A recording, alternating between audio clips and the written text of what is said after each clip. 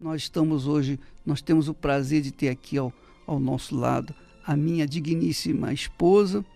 E antigamente falava-se, eu tenho aqui do meu lado a minha patroa. Ela não é minha patroa, é minha esposa. E é também a Cristiane, a nossa filha.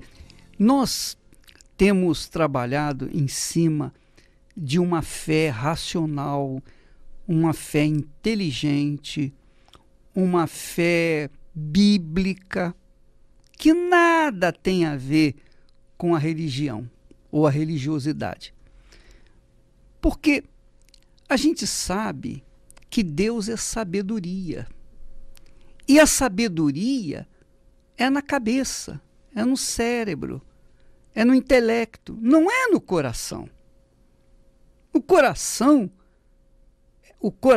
é uma fonte inesgotável de emoções, de sentimentos, é uma fonte inesgotável de carnalidade, que destrói o ser humano. Aliás, se você depender do seu sentimento para amar a Deus, você nunca, jamais, em tempo algum, vai amá-lo. E é isso que nós temos batido, nós temos procurado fazer as pessoas entenderem. Há pessoas até que pensam que Deus vai ficar com pena dela. Ah, coitada, ela está tão triste, tão sofrida. Nem Deus não se importa com isso. Ele quer ver a nossa fé. Ele não quer ver, ela está triste, está sentimental. Está sofrendo. Não, Deus quer ver a nossa fé. Pois é, porque Deus, minha amiga, meu amigo, não é como nós. Você sabe, quando a gente é criança, a gente aprende a depender da misericórdia das pessoas, da compaixão. A gente busca essa compaixão, essa comiseração. A gente cai no chão, né? E se tiver alguém, um adulto ali, a gente chora e olha para o adulto. Se não tiver ninguém, o que a gente faz? A gente levanta, sacode a poeira e vai em frente. Essa é a realidade. Porque o ser humano gosta, cultiva, nutre o sentimento de comiseração. Então, muitas pessoas pensam assim, Deus, eu estou sofrendo, eu estou gemendo, olha como a minha vida é uma dor, e começa a falar das suas agruras. E o que acontece? Não acontece nada. O diabo, né? Enaltece o diabo. E não acontece nada, porque nós não podemos sensibilizar a Deus. A gente pode sensibilizar as pessoas, mas Deus não é suscetível à sensibilidade nossa, das nossas dores. Não, ele não vai se sensibilizar, ficar com pena da gente. Não, Jesus andou no mundo e curou e libertou e atendeu a todos os doentes e enfermos que foram a ele, que foram até ele.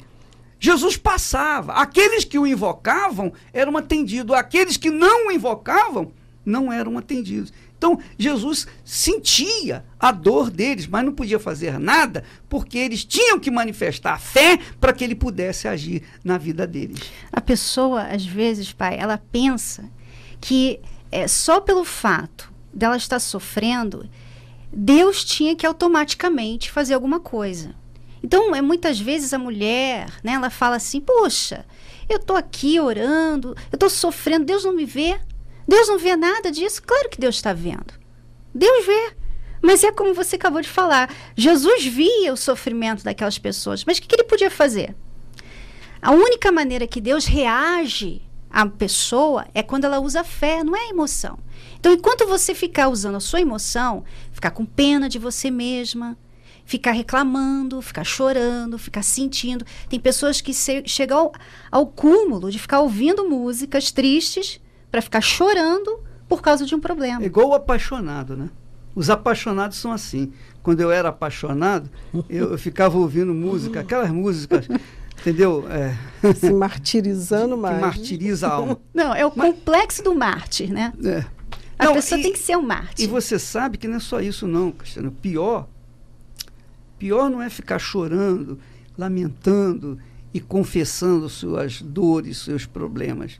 O pior é nutrir esse sentimento dentro das igrejas, que é a religiosidade. ela crê em Deus e ela fica falando, puxa, meu Deus, será que a minha vida não vai mudar? Será que não, poxa, será que a minha sorte não vai mudar? Já a pessoa que é, digamos assim, entre aspas, convertida, ou está acompanhando uma religião ou uma igreja, ela acha o seguinte, bem, eu estou na igreja, eu sou fiel a Deus, Deus um dia vai mudar a minha vida. Ela pensa que pelo fato dela estar na igreja, praticando a sua religiosidade, então ela vai ser atendida por Deus. Deus vai sentir pena dela. Que ela merece. Ela né? merece, é. E a gente só merece quando a gente apresenta a fé, minha amiga, meu amigo. Não tem jeito. E é uma forma prática, né? Porque se não fosse por isso, como é que a gente ia merecer, né? A gente é cheio de falhas. Se a gente fosse ter que merecer para ser abençoado, já era. Então, Deus nos deu um escape através da fé, né? Você não precisa merecer. Você, usando a sua fé, Ele te abençoa. Então, e é uma coisa que todos têm fé. Não é uma coisa que alguém no mundo está sem fé. Deus deu para todos. Então, é só clamar, né? A pessoa praticar, né, Esther? Praticar essa fé, tomar atitude em função dessa fé. Olha, ou Deus, tu é, ou o Senhor é, ou o Senhor não é.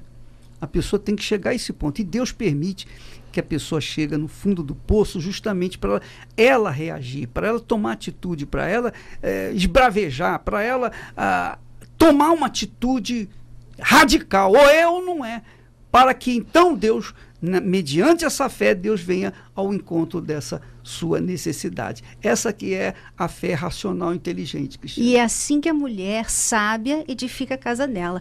É através da fé. E a fé que usa a fé inteligente. Não a fé emotiva, é uma fé inteligente. Então, você está passando por um problema na sua casa, você tem que pensar, o que eu posso fazer a respeito desse problema? Não é ficar chorando, reclamando, sabe? Brigando, porque essa é a reação emotiva. Quando você briga com seu marido, chegou em casa bêbado, você briga com ele, você está usando a sua emoção. Não tem como você resolver o seu problema assim. Então, você brigando, reclamando, jogando indiretas, não vai resolver. A mulher sábia edifica a sua casa. Então, como é que eu posso ser sábia nessa situação? É assim que funciona, né? E quando eu aprendi isso, eu nunca mais... É muito bacana, é libertador, porque nunca mais eu fui refém dos problemas. Então, as coisas ainda acontecem, problemas ainda vêm, mas eles não me rebaixam mais. Eu não fico mais vulnerável como era antes. Essa sabe, é o segredo da fé, né? Porque você fica acima das circunstâncias na vida. Acima do problema, né? Uhum. Liberdade. Então, você que está nos assistindo nesse momento, participando dessa programação, minha amiga, meu amigo, especialmente você, amiga, que vem gemendo nesse mundo, você talvez seja uma pessoa cristã que venha praticando a sua fé de certa forma, mas cada dia você se vê afundando mais.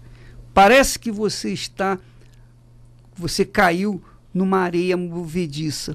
Você está afundando, devagarzinho você está afundando, você está se batendo, e quanto mais você se bate, mais você afunda rapidamente. Então, por quê? Porque você dá muita atenção às suas emoções, aos seus sentimentos, você dá muita atenção àquilo que diz o seu coração. E aí, é óbvio que você vai padecer e ninguém vai poder fazer nada por você, nem mesmo Deus. Deus na pessoa do Espírito Santo, só vai vir ao seu encontro quando você usar a inteligência. Quando você chegar, por exemplo, e dar um brado de independência, ou então dizer, meu Deus, peraí, se o Senhor existe, se é verdadeiro o que está escrito na Bíblia, se é o Senhor que falou, prometeu, eu não aceito essa situação. Tem que haver uma mudança na minha vida. Eu não posso admitir, crer num Deus tão grande e viver uma vida tão desgraçada. Quer dizer, você reage manifestando não uma emoção, mas manifestando uma inteligência, uma fé racional.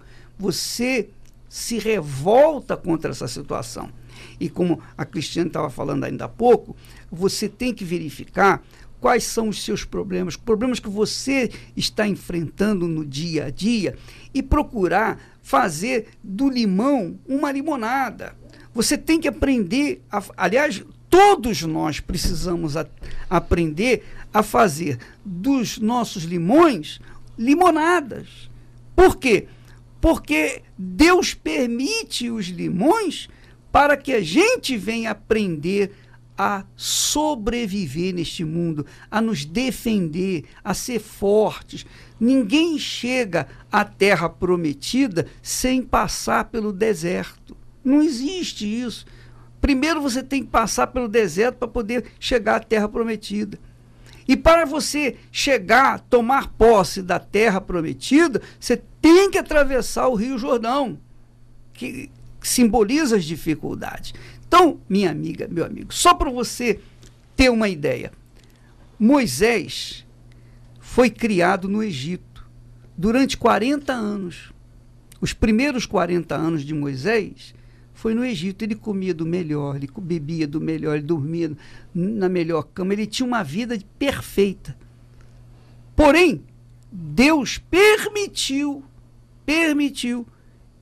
que ele se revoltasse contra um egípcio e o matasse, para que então fugisse para o deserto.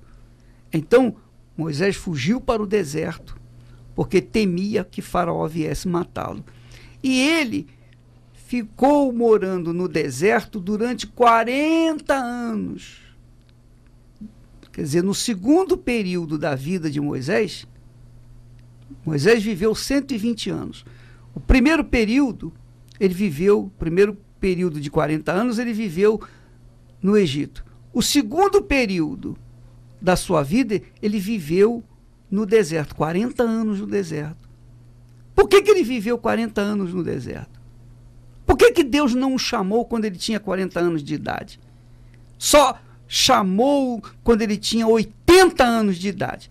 Porque Moisés aprendeu no Egito as leis, a cultura egípcia. Ele aprendeu a ler, ele aprendeu a escrever, ele aprendeu a ter um caráter legal. Depois, no deserto, mais 40 anos, ele aprendeu a se defender.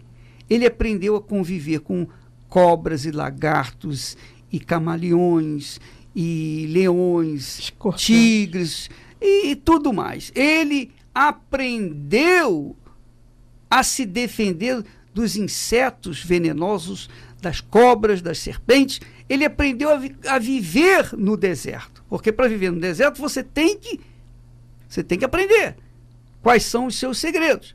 Moisés aprendeu todos os segredos do deserto. Agora, na terceira e última etapa da vida de Moisés, começou com 80 anos, quando ele foi chamado por Deus para libertar o povo de Israel. Então, quando Moisés trouxe o povo de Israel para o deserto, para chegar à terra prometida, Moisés conhecia os segredos do deserto. Israel não sabia, não conhecia, mas Moisés sabia muito bem. Então ele sabia onde podia tirar água no deserto, ele sabia quais as plantas que podia usar, comer, alimentar-se. Ele sabia de tudo o que o deserto oferecia, de bom e de ruim. Então, minha amiga, meu amigo, Moisés ficou no deserto 80 anos. 80 anos. Mas ele não morreu no deserto por conta dos perigos do deserto. Ele morreu por conta de ter desobedecido a palavra de Deus.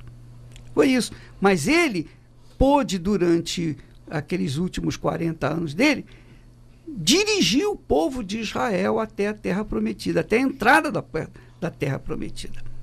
Então, nós temos que aproveitar os nossos desertos, as nossas dificuldades, para tirar proveito, para saber como nós vamos enfrentar, de acordo com o ensinamento que nós temos da Bíblia, da palavra de Deus.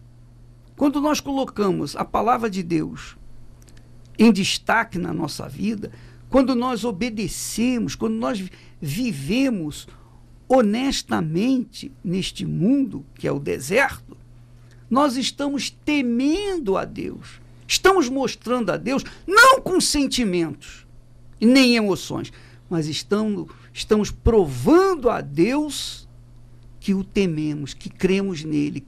Olha, eu vivo a minha vida correta, eu respeito o meu semelhante, eu não vou roubar do fulano, de Beltrano, não vou tirar vantagem de Beltrano ou Cicrano, porque eu temo a Deus. Eu não vou adulterar, porque eu temo a Deus. Eu não vou casar e descasar, porque eu temo a Deus. Eu não vou me prostituir, porque eu temo a Deus. Eu não vou mentir, porque eu temo a Deus. Quer dizer, nós passamos a viver neste mundo imunes aos seus caprichos, porque tememos a Deus, andamos de acordo com a palavra de Deus. E, obviamente, Deus é obrigado a atender às nossas expectativas. Deus é obrigado. Se eu ando no caminho do Senhor, se eu vivo temendo a Deus, se eu ando de acordo com a sua palavra, então ele obrigatoriamente ele vai me proteger dos leões desse mundo, das cobras, das serpentes desse mundo. Porque é no deserto que você mostra a sua fé, né? Então, se você consegue ser fiel diante dos problemas, então Deus, obviamente, vai honrar você. Agora, quando você é só fiel, quando está tudo bem, então, e foram que tipo os de fé é desertos essa, né? que nos capacitou, né? Para ouvirmos a voz de Deus no deserto e poder hoje ajudar outras pessoas pelas experiências que passamos. Pois é, nós não aprendemos a conviver com os problemas com a Bíblia, não. O Espírito Santo, ele nos dá direção, ele nos inspira, ele nos guia. Mas a experiência, assim como ele levou Jesus para o deserto para ter uma experiência, o Espírito Santo permite-nos passar por experiências amargosas para que nós venhamos aprender e tirar proveito para o futuro. É isso que a Bíblia chama de aflição. É isso que a Bíblia fala de tribulação.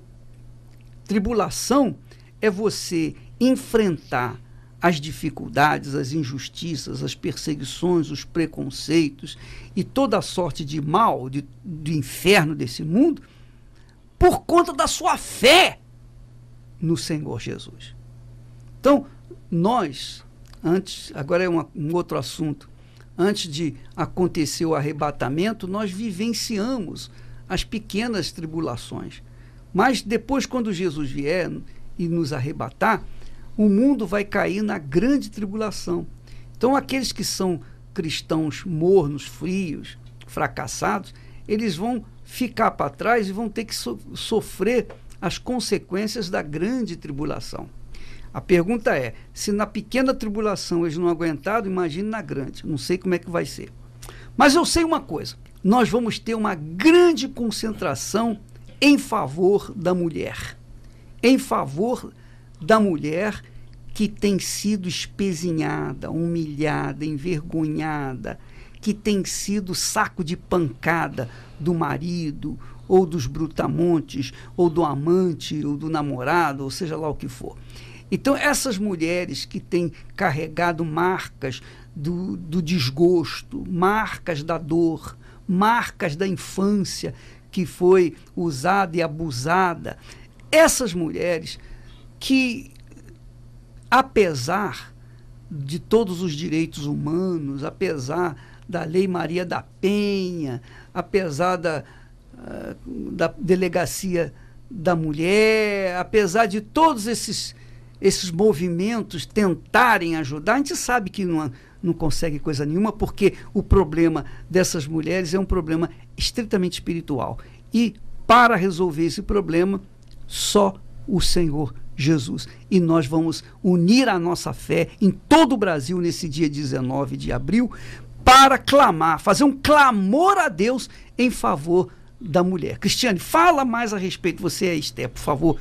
Nós teremos essa campanha, por quê? Porque a mulher, ela até sabe que ela precisa se valorizar. Ela sabe que ela tem que se amar, se cuidar, se valorizar. E ela até quer se valorizar, mas ela não consegue se valorizar. Ela tem dificuldade em se valorizar na prática. Então você vê que é uma coisa mesmo espiritual. Porque o que adianta você saber e você não conseguir fazer? Tem uma distância muito grande, né, mãe? Ficar presa aos sentimentos. E né? ela fica, então, aquela coisa, eu tenho que me valorizar, eu tenho que me amar. Como? Mas como? A gente até escreve, né, blogs sobre isso, a gente escreve sobre isso, mas as pessoas continuam, como? Como que eu vou me valorizar? Então, nesse dia 19, você vai saber como. Você vai ser valorizada. Você vai se valorizar. Essa é a diferença. As leis, os dias internacionais, né, os dias especiais, o Dia das Mães, todos esses dias, você se sente até bem, você gosta, você recebe presente, tudo. Mas não fazem o que você precisa, na verdade, que é uma coisa mais profunda, é uma coisa espiritual. Eu preciso me valorizar. Não adianta eu saber que meu pai me valoriza. Não adianta eu saber que o meu filho me valoriza. Eu tenho que me valorizar. Então, isso é uma coisa que só Deus pode fazer. Só Deus. É uma consciência do Espírito Santo dentro de nós. Só Deus. É uma coisa dentro da pessoa. Por isso que não dá para... Eu posso falar e você ainda não continuar. Você não continua, você não sabe como se valorizar, porque você não aprende isso. Isso é uma coisa que vem de Deus. Revelação. Deus dá para você. É uma revelação. É uma revelação. É isso aí. E vai ser, não só aqui em São Paulo, mas em todo o Brasil, esse evento vai ser feito não só por mulheres, mas pelos homens também, porque os homens da Universal valorizam a mulher, né, pai? E ai de não valorizar.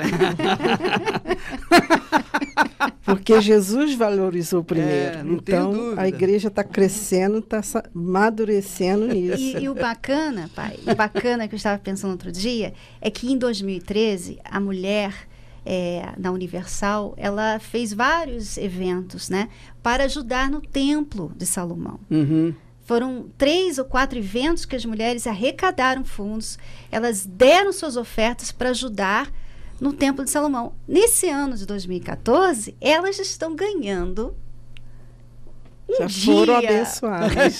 um dia universal da mulher, né? Quer dizer, isso aí já mostra que Deus está honrando você que tem contribuído. Não só do Brasil, como do mundo todo. É verdade. Eu fico pensando naquelas mulheres que fizeram empadinha, pastéis, cachorro-quente. Todo mês. Todos os meses fizeram alguma coisa para vender, fazer dinheiro para ajudar na construção do templo. Quer dizer, o templo, ele é a casa do sacrifício, né? O templo de Salomão é a casa do sacrifício. Então, o templo foi construído na base do sacrifício. E eu quero reconhecer que o trabalho das mulheres foi maior do que o dos homens. Não posso dizer maior, mas contribuiu. Foi de lado a lado. Não contribuiu bastante. Não foi maior. Sabe por que foi maior? Porque tem mais mulheres do que homens na igreja. É questão de número, é só contar. Então, nós verificamos que as mulheres, elas são fortes, elas são poderosas. Só não são poderosas, só não usam o poder que têm por conta das emoções. Ela só é fraca, a mulher só é fraca, débil, por conta das suas emoções. Então, quando a mulher pensa, ela deixa de ser fraca. Quando a mulher pensa, ela deixa de ser fraca. Quando a mulher que pensa, não é só a mulher, mas o homem também. O homem também, O ser humano, quando pensa, deixa de ser fraco. Você sabe que os animais irracionais, eles são fracos, eles são dominados pelo homem porque o ser humano pensa, só isso. Só porque o ser humano pensa, ele é mais forte do que os animais. É mais forte do que os leões, os tigres. O homem domina tudo. O homem domina céu, mar e terra. Ele domina tudo. Por quê? Porque ele pensa. Quando ele não pensa, ele é dominado. Quando ele não pensa, quando ele usa os sentimentos, então ele é dominado por esses sentimentos e muitos acabam suicidando. Essa é a realidade. Eles se matam porque não encontram forças para enfrentar o problema. Porém, quando a pessoa pensa, ela deixa de ser fraca, ela deixa de ser débil. Por isso que Deus falou para Josué, ser forte e corajoso. Ser forte. Ser forte depende de usar a cabeça, de usar a inteligência. O texto sagrado diz assim, preste atenção, a sabedoria do sábio o mantém no caminho. Porém, a estupidez ou a burrice dos burros os leva ao engano. É forte essa, né? Então, quando a pessoa é sábia, ela se mantém no caminho. Mas se ela não é sábia, ela acaba sendo levada pelo engano. E nós estamos batendo no caso da mulher, porque a mulher normalmente é dada a fraqueza dos sentimentos, a fraqueza do coração. A Bíblia fala que o coração é extremamente corrupto, desesperadamente corrupto. E mesmo assim, a humanidade canta, faz prosas, versos, tudo enaltecendo os sentimentos do coração. Então, você vê como a humanidade não pensa, né? E por isso sofre as consequências do engano, porque ela usa o sentimento. Minha amiga, meu amigo, comece a pensar. Use a sua capacidade, o seu potencial. Nós temos um potencial. Qual é o nosso potencial? O potencial que nós temos é a nossa razão. Então, quando nós pensamos, quando nós raciocinamos, então nós descobrimos o nosso potencial. Esse é o segredo da vida, é o segredo da vitória com o Senhor Jesus. E Deus é sabedoria. A sabedoria vem de Deus. Ele é sabedoria. E Deus, como sábio, ele criou seres humanos sábios, para que os sábios possam usar a sua sabedoria e dominar tudo, dominar toda a terra. Então, eu queria que você, mulher, pensasse nisso, raciocinasse nisso. Você talvez esteja me ouvindo numa casinha velha, uma casinha lá no interior da Paraíba, lá do interior desse sertão, do sertão brasileiro ou de qualquer outro lugar, e você está ouvindo e você diz assim, eu não tive sorte na vida, eu nasci pobre e a tendência é eu morrer pobre. Preste atenção, pense, minha amiga, meu amigo. Você tem condições de mudar essa situação. Sabe quando? Quando você pega a Bíblia e compara e verifica se a sua vida está de acordo com as promessas de Deus. Se não está, então está na hora de você ir lá fora, né, quando tiver uma noite bonita, você pegar a Bíblia, abrir a Bíblia em uma das promessas de Deus e falar assim, ó Deus, está aqui escrito, o Senhor prometeu, está aqui escrito, o Senhor prometeu abrir as janelas dos céus, o Senhor prometeu, vinde a mim todos os que estão cansados e sobrecarregados, para que eu venha aliviá-los. Então eu quero isso acontecendo na minha vida, quer dizer, você usa os seus direitos, você apela para os seus direitos através da sua fé no Senhor Jesus. Aí você vai ver o que Deus vai fazer, porque Deus vai dá um jeito e vai chegar até onde você está. Mas eu sei uma coisa, nós vamos ter uma grande concentração em favor da mulher. Vai ser o Dia Universal da Mulher. Universal da Mulher. Não é Dia Internacional da Mulher, não. É Dia Universal. Está acima dos países, está acima da terra. Tá? É universal, é mais abrangente, é ilimitado. O poder da mulher é ilimitado. É divino, é isso aí. Se programa, amiga, e compareça. Todas as mulheres, casadas, solteiras, você que até não se acha desvalorizada, você não tem complexo, mas você sofre, por exemplo, com um sentimento. Você até gosta de ouvir essa questão da fé, você gosta de saber, poxa, eu quero ter essa fé, mas eu não consigo ter essa fé. Você também vai conseguir, porque quando Deus revela, quando Deus fala, ele atende todas as necessidades, né? Num pacote. Uma pessoa tem uma necessidade, outra tem outra, mas não importa. Quando Deus desce, ele atende a todo mundo, né? É verdade. E eu estava pensando aqui, a Esté, o jeito da Esté é diferente nosso, né, Cristiane? Você fala com aquele arrojo, né? Aquela impetuosidade, né? E tal. E eu também sou a mesma coisa. A Esté já fala mais calma, mansa, suave. Mas não quer dizer que ela seja fraca por conta dessa expressão dela ser tão suave. Porque a força dela está na sua sabedoria.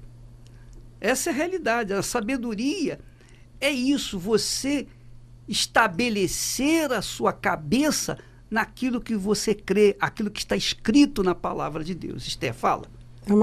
É uma coisa que você vai cultivando no seu interior, não é? Então você vai ficando forte. Devido aos desertos, você vai tendo experiências.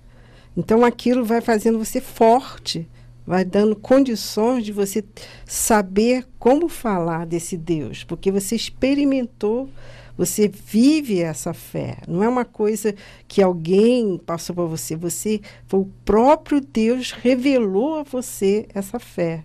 Eu lembro. Então é muito forte. Eu lembro, Cristiane, você era pequenininha, você não via isso, mas a Esté pegava a Viviane, né, com aquele problema de lábio leporine. Então, você pegava a Viviane nos braços e quando pegava um ônibus, as pessoas olhavam assim, faziam cara feia e você suportou aquela humilhação, aquela dor ali, né? Você, mesmo calada, você aguentou firme e mantinha aquela certeza, não, Deus vai mudar a nossa situação, com certeza. Quer dizer, isso é ser forte, né? Você não se entregou, você não ficou não perdeu a cabeça, não arrancou os cabelos, não abandonou a Viviane na lata do lixo, não.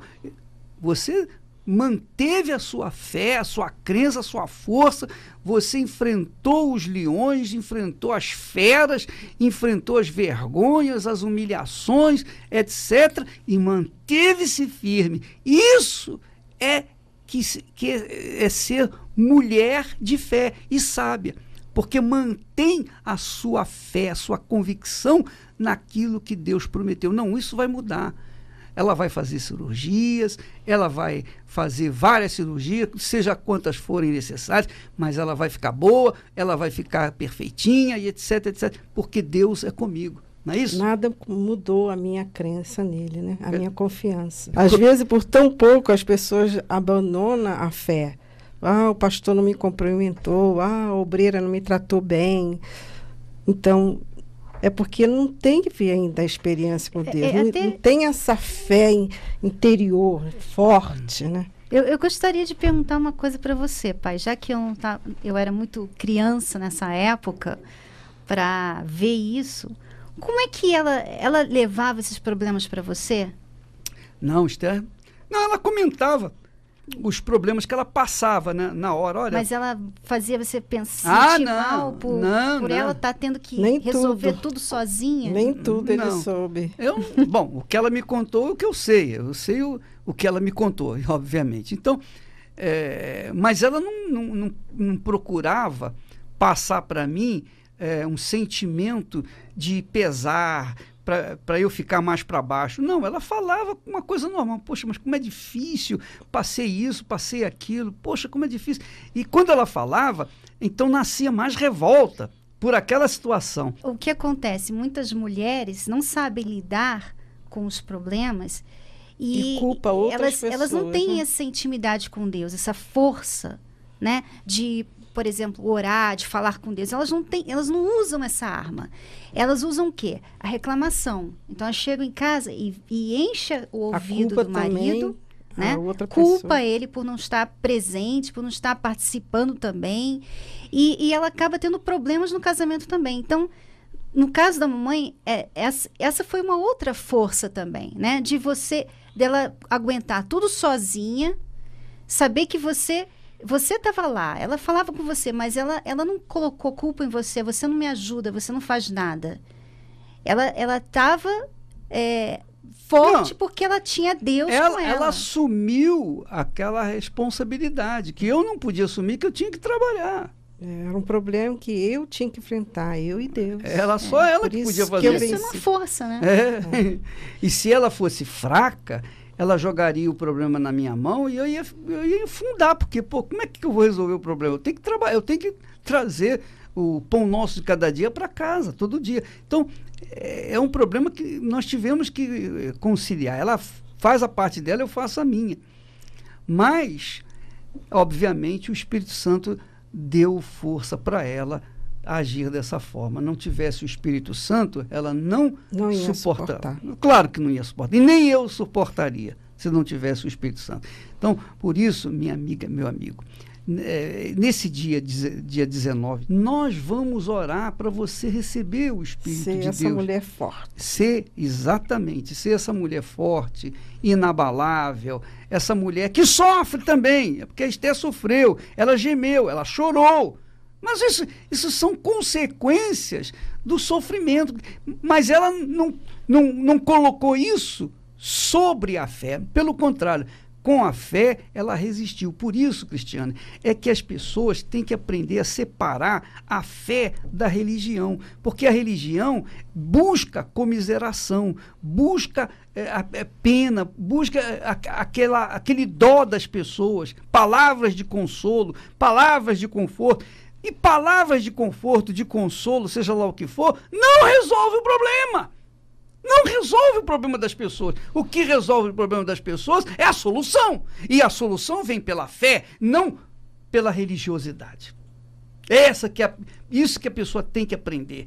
Ela tem que aprender que a fé dela traz solução. Já a religião traz consolação. O que você quer? Consolação ou solução? Todo mundo quer a solução. Então, a solução vem pela fé. E só pela fé. Por isso que Deus falou: meu justo viverá pela fé. Quer dizer, o meu justo terá vida pela fé. O meu filho terá vida pela fé. A minha filha só terá vida pela fé. Não é pelo amor. Não é pelo amor. Não é pela pena. Não é pelo sentimento. É pela fé. A fé nas minhas palavras, a fé nas minhas promessas. E é isso que nós queremos que você tenha, minha amiga. Sábado de aleluia, você vai ter razões de sobra para levantar as mãos e dizer aleluia, graças a Deus, porque você vai ser vitoriosa. É essa a nossa fé. Às 10 da manhã. 10 da manhã. No Parque da Juventude, você vai beber do colírio, ou melhor, do néctar da vida, e vai ter a juventude. Seja lá a idade que você tiver, você vai receber o néctar da vida, que é o Espírito Santo, para ter uma vida melhor. Deus abençoe a todos, em nome do Senhor Jesus. Amém.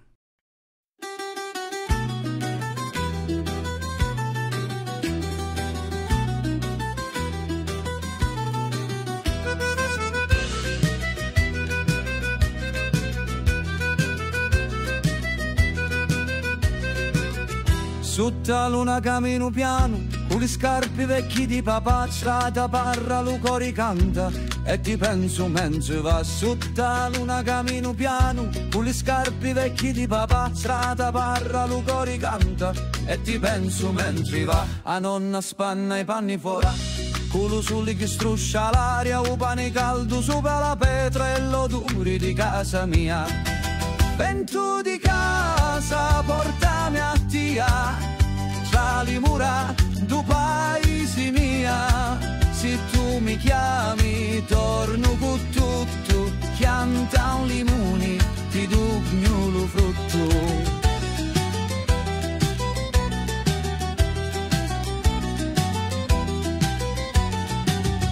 Una fontana cantante chiazza i picciri di corrono fora, e una canzone antica ballamo con l'organetto che suona ancora. Una fontana cantante chiazza i picciri di corrono fora, e una canzone antica ballamo con l'organetto che suona ancora. E se lontano vai non scordare, che ogni pezza cagati si può ricostruire. Lo cuore mio sempre ti sapi, torna a casa che lo cielo